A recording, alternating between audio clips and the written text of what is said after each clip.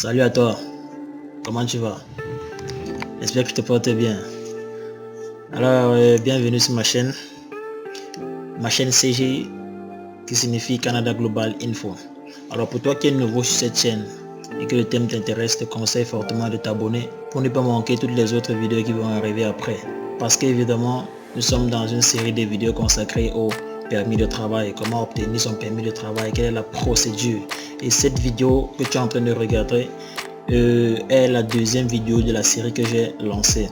Et la première vidéo était intitulée les EIMT, qu'est-ce que c'est qu'une EIMT et quels sont les types de permis de travail qu'une personne peut avoir pour espérer aller travailler au Canada. Donc ça c'était la première vidéo, je t'invite à aller regarder ça sur ce lien. Donc la deuxième vidéo c'est quoi?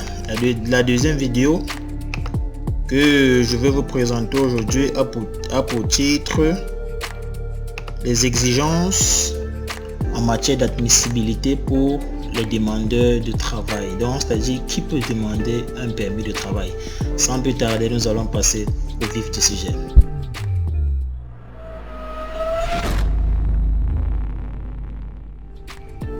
Ok, donc la question c'est celle-ci.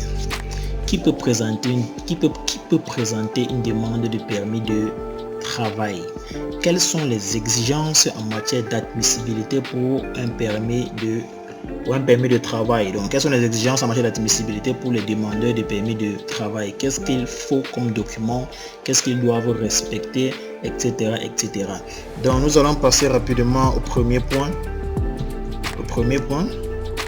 Donc si toi tu veux obtenir une demande de permis, tu veux obtenir un permis de travail, autant pour moi, voici les documents que tu dois fournir à l'agent d'immigration pour qu'il fasse une étude complète de ton dossier et qu'il approuve en fait et qu'il approuve enfin que tu aies ton permis de travail. La première règle ou la première exigence que tu dois respecter est celle-ci.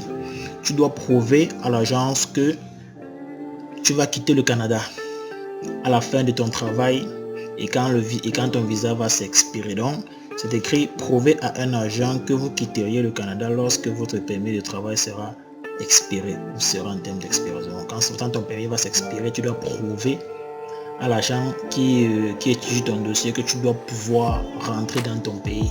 Ouais, c'est un peu presque pareil que le permis d'études, un peu comme le permis d'études. Donc tu dois prouver à la fin de tes études, tu dois pouvoir rentrer dans ton pays. Donc ça c'est la première exigence que tu dois respecter. La deuxième exigence est celle-ci. Vous devez démontrer que vous avez suffisamment d'argent pour retourner dans votre pays et pour subvenir à vos besoins et ceux des membres de votre famille durant votre séjour au Canada. Donc je pense que cette phrase dit tout. Ça parle du blé. Ça parle d'argent. Donc tu dois démontrer à l'agent d'immigration que tu disposes suffisamment de fonds pour ton séjour au Canada jusqu'au jour où tu vas pouvoir rentrer. Donc tu dois démontrer que tu as suffisamment d'argent. Ça c'est la deuxième exigence. La troisième exigence est celle-ci. Vous ne devez pas être un danger pour la sécurité au Canada. Donc ça se dit, c'est assez clair. Tu ne dois pas être un danger pour la sécurité au Canada. Donc je sais pas, peut-être tu es un délinquant, peut-être tu as fait tu as un casier judiciaire, peut-être tu es allé en prison, peut-être je sais pas, donc tu es un délinquant quoi. Peut-être tu fumes, peut-être tu es drogué, tu es un psychopathe. Donc tu dois prouver toutes ces choses là que tu es une personne normale et bien éduquée en fait. Donc ça c'était le quatrième point. Le cinquième point c'est quoi? Vous devez être en bonne santé et faire l'objet d'un examen médical. Donc ça je pense que c'est demandé aussi au niveau des permis, au niveau du permis d'études. C'est normal. Tu dois être en bonne santé, tu ne dois pas avoir les maladies contagieuses, tu ne dois pas avoir de ces bizarres maladies pour en fait contaminer tout le monde là-bas. Donc tu dois être en parfaite santé et tu dois pouvoir le prouver à travers un test médical ou un examen médical. Et je pense que cet examen médical n'est pas fait n'importe où, dans n'importe quel hôpital. Non. Donc en fait ils vont vous donner des contacts des médecins qui sont situés dans votre pays, qui travaillent avec eux.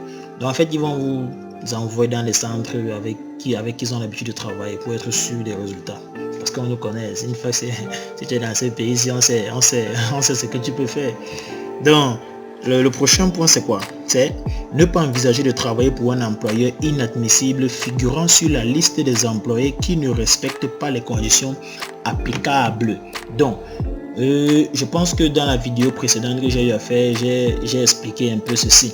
Parce que justement, il y a des employés qui ne sont pas admis, il y a des employeurs plutôt, il y a des employeurs qui ne sont pas admissibles à recruter des travailleurs étrangers. Donc, même si tu as un contrat d'embauche et que tu as un contrat de travail, cela ne signifie pas pour autant que ton employeur est admissible. Peut-être il ne respecte pas certains critères que le gouvernement lui a imposés, peut-être il est endetté, peut-être il a des soucis. Donc, il y a un site pour en vérifier toutes ces choses-là.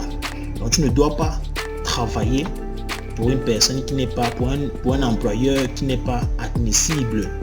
Donc, c'est déjà ça. Et c'est un truc qu'on vérifie. C'est pas tous les employeurs qui sont admissibles à recruter des travailleurs étrangers. Donc ça, c'est un point sur lequel tu dois vraiment regarder. Le prochain point, c'est ne pas avoir l'intention de travailler pour un employeur qui, sur une base régulière, offre des services de danse nue ou érotique, des services d'escorte ou de massage érotique. Ça dit tout. Donc, il peut dire, grosso modo, on parle un peu de la prostitution, quoi. Donc des métiers bizarres. C'est pas bon. Donc, vous ne devez pas travailler pour ce genre de personnes. Donc, si vraiment c'est ce genre de personne qui t'a délivré une offre d'emploi ou bien je sais pas quoi, donc, même si tu as une offre d'emploi de ce genre d'employeur, ça vaut pas la peine. Donc, déjà, ça ne sert à rien de faire une demande de permis de travail parce qu'elle sera rejetée d'office. Donc ça, c'est le type d'employeur, danse nue, service érotique, massage, machin, c'est à éviter.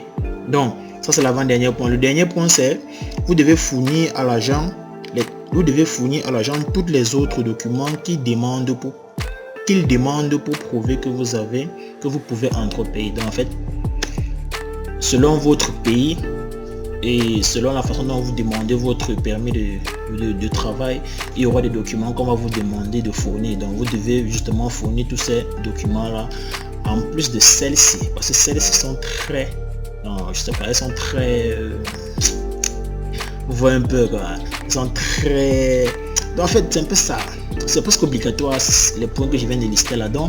En plus de tous ces points qui sont obligatoires, il y a certains documents que l'agent d'immigration pourrait vous demander de fournir afin de valider votre demande de permis de travail. Donc, je pense que c'est tout pour les exigences en matière d'admissibilité pour les demandeurs de permis de travail hors du Canada, extérieur au Canada, donc dans notre pays par exemple. Donc, si cette vidéo vous a plu, n'hésitez pas à la liker et à la partager et surtout à vous abonner pour ne pas manquer la 3e vidéo qui va arriver toujours dans cette série de vidéos qui concerne la procédure de permis de travail pour un demandeur étranger. Donc merci d'avoir écouté ma vidéo. Si vous avez des soucis, mettez-les en commentaire, je vais me faire un plaisir de leur répondre, si vous avez des questions et ainsi de suite. Donc, cette vidéo tire à la fin. Je vais vous donner rendez-vous la semaine prochaine ou même cette semaine pour la vidéo suivante pour cette série de vidéos. Merci.